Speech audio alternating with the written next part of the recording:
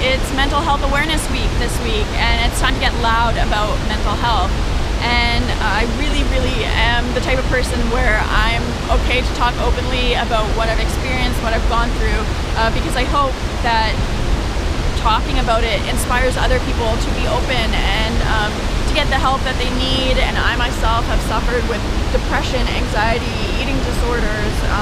I'm sure there's other things that all fit into the mental health category, but I myself, I used to have depression really bad. I wouldn't really leave my house, and I had anxiety where even just trying to go to a party in high school, if I did convince myself to actually drive there, I would stay parked there and I'd have panic attacks and then drive home, and it was debilitating. It honestly took part in really holding me back from a lot of opportunities in my life, and a lot of experiences, and it was just really unfortunate. And I think what actually changed it around for me was I signed up for a study abroad program in Europe, and I mean that was a big jump for me, but in the sense that it was all organized, our days were planned out, I didn't have to do the organization. I thought, you know what, like I can do this, and seeing that I could do it even in the time that wasn't structured, our free time, and just being able to get out there, get out of North America, really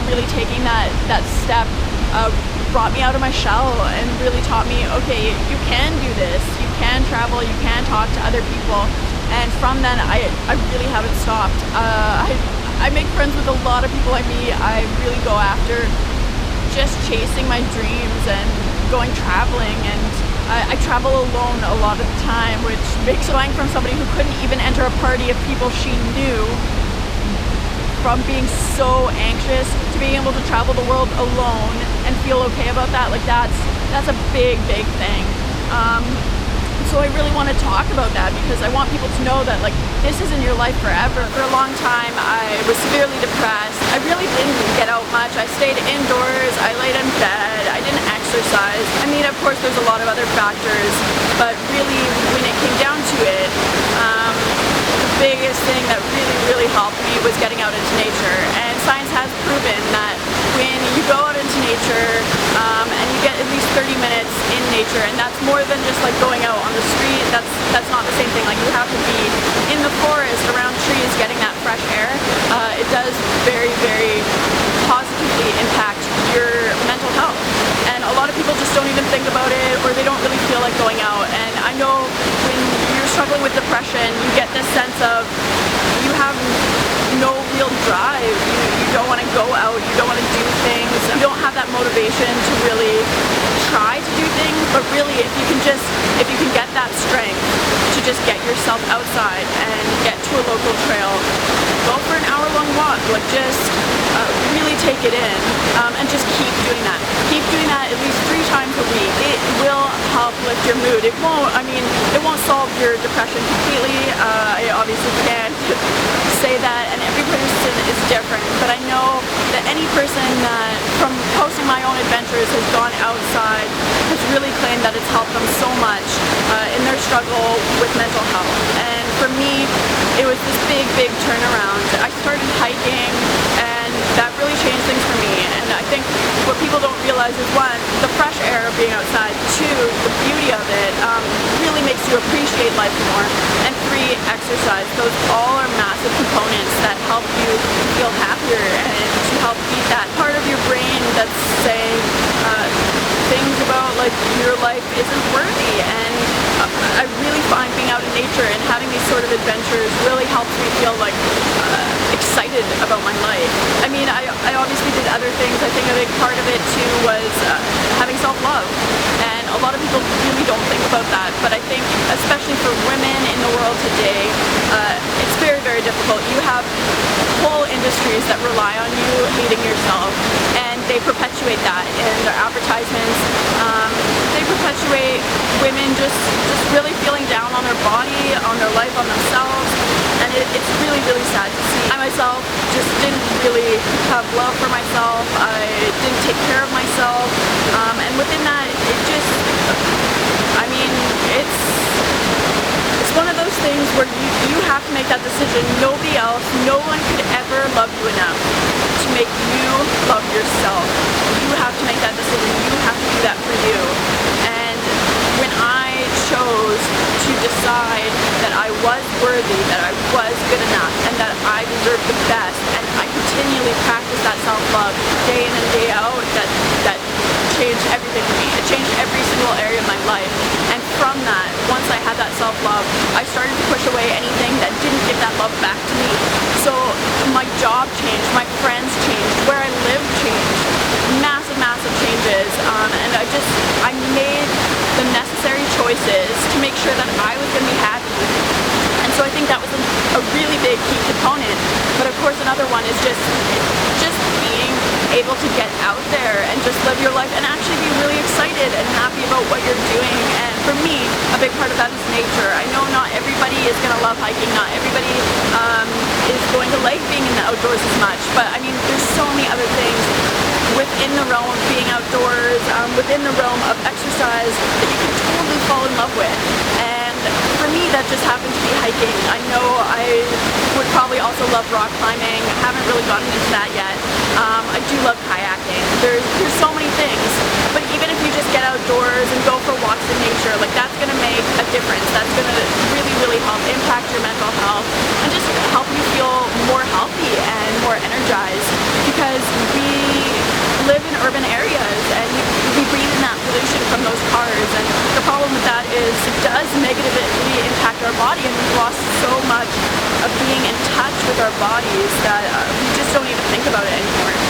But if you get away from that pollution and you breathe in the fresh air from the trees you're surrounded by, or here getting the natural humidifier from waterfalls, things like that, those are really, really going to help you feel more in your body, feel more energized, more alive. For me, for a while, it took a lot of thrill seeking to feel alive in my body.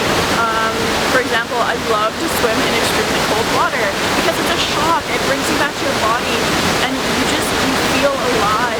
You feel so alive in that moment, and that's what I was looking for because I felt so numb.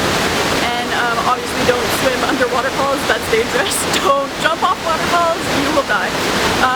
But you can find ways where it's safe for you, but you also get that thrill, that excitement to be alive, and I think that's what it's about. I think that's what hiking was for me, is you go through the hike, and I honestly, I hate the incline. I hate getting up there. It hurts your body, it puts you through a lot of work depending on what the hike is, but once you get to that viewpoint, like once you get to the top, there's such an amazing thing that happens where you feel so small and so big at the same time. Like you're looking at this view, you're looking all around you and you think, holy crap, I've climbed a mountain, and that's awesome. That is so cool, and it really helps put things in perspective. And in another sense, it humbles you because you see how beautiful our planet is, and from that you just notice how small your life is and how small your problems are. And that's a big thing too, is seeing the bigger picture, because often we can get in this mind frame where we are stuck in this area in our brain where we are consumed by these small problems. There's quotes where they say, will this matter 5 years from now?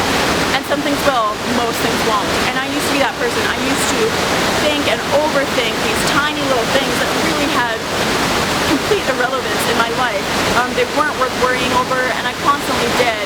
And I think that, in a sense, really, really helps put that weight behind depression, and it really pushes you in a way that it amplifies. It amplifies how you feel, and you feel so much worse because you think, well, my life is terrible, nothing's ever going to get better.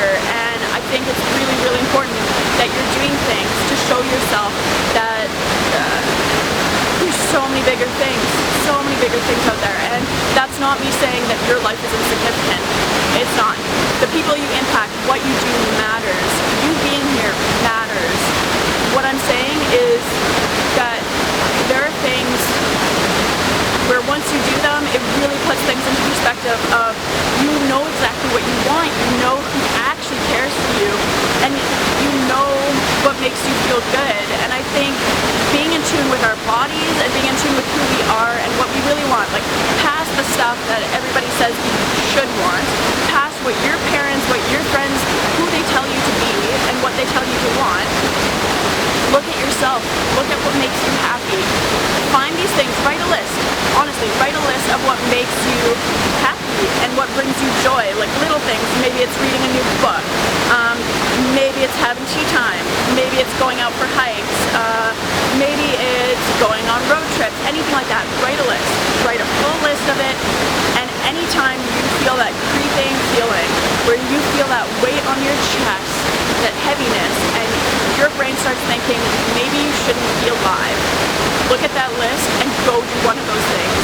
No matter how badly you don't want to do them, no matter how tired you feel, get out of bed, get off the couch, go do one of those things, and you should feel better afterwards. Not completely, not wholly, it's not going to completely take away your depression, but if you keep continually going after these things, if you keep continually doing things that bring you joy, it's going to really lift you higher, and it's going to make you feel more capable to make those bigger choices, to make those bigger changes for yourself, and I really urge you to do these things. Do these things first and foremost, because if we can solve this naturally, if you can conquer your depression just by making lifestyle changes, and that's sometimes all it needs, that is amazing, that is really, really awesome, and that's not everybody's story. Some people, antidepressants really help them, and if they help you, then good on you. For me, my story is different. For me, I battled with depression most of my life. The first time I considered killing myself, I was 8 years old, and it continued. I've been 3 or 4 years where I haven't been suicidal, and that's a huge feat for me. That's a big thing. And I think really, like, the time it started to turn around was I was 21, and that's when I decided to start loving myself and start really trying to do better for myself. And it took a year. It took a good solid year to make massive changes in my life to get to the point where I really felt good about where I was at. And since then, I've been chasing my joy. I've been chasing what makes me happy. I've been making decisions for me and my happiness first and foremost. I've stopped letting people who are negative and try to tear other people down and are judgy, people like that, I stop letting them in my life. Instead, I make sure that the people who are in my life are 100% supportive of who I am. And if they're not, they're cut. I have no tolerance for negative people. And I've just made changes where the work that I do is work that I love. And yeah, just really, really transforming my life. I no longer feel like I battle with depression. I know it's there, and there are times where I can kind of feel it creeping, but I've become aware enough in my body and my mind and myself that when it does come to that time where I'm feeling that heaviness coming in, I do something. I do something else to get it to go away, or I really look at, like, why is this coming? Let's talk it out. Let's write it down. Let's do whatever I can to really feel through it and confront what is getting me anxious, what's getting me feeling like my life isn't in a good spot. And I think that's a really big thing, is awareness in your own life, awareness about what's important to you, about what's making you happy and unhappy. I think that's really, really important. And I think checking in with ourselves constantly is super important, because when we start ignoring our bodies, stop ignoring our emotions, that's when all this trouble happens, and that's when people stop really understanding themselves and they get lost down this rabbit hole of depression where it's just, you can't get yourself out because you can't find the cause of it. You can't find that root to it, and until you find that root of what's causing your depression, it's never going to flip. It's really not. And you can keep doing things to kind of band-aid it, but you really have to delve deep into the dark parts of you and ask yourself, like, what's causing this? And for me, a big thing within that was talking to somebody, talking to a counselor, talking to many counselors, and just finding who worked for me, talking about it, and really making the most of it in that sense. So I really urge you to just do what's best for you, find what you love, go out there, seek and find your joy, and just really make the most out of it. And you know what? You're bigger than your depression, and if I can conquer it, you can conquer it. So have a great day, everybody, and if you need to talk to somebody, feel free to message me, because I'm always here to talk to anybody struggling with mental health issues.